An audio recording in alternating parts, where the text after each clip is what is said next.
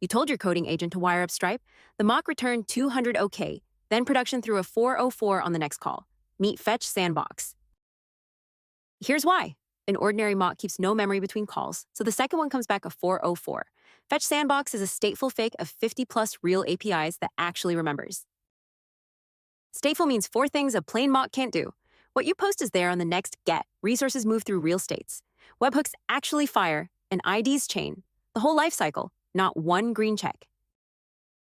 It installs as an MCP server in one line, no keys, no accounts, into Cursor, Claude Code, and Codex, so the agent that just wrote your integration can test it itself, headless.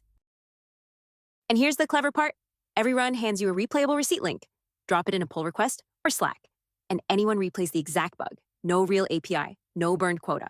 It even fakes the failures, retries, duplicate webhooks, auth errors. So product or feature? Definitely a product, a real engine with 50-plus pre-built APIs.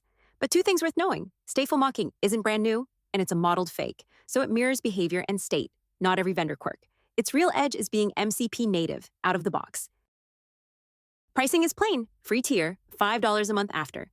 It's built by Raj Nagulapalle, who spent years wiring API integrations. If your AI writes integrations, this catches the bug before production does.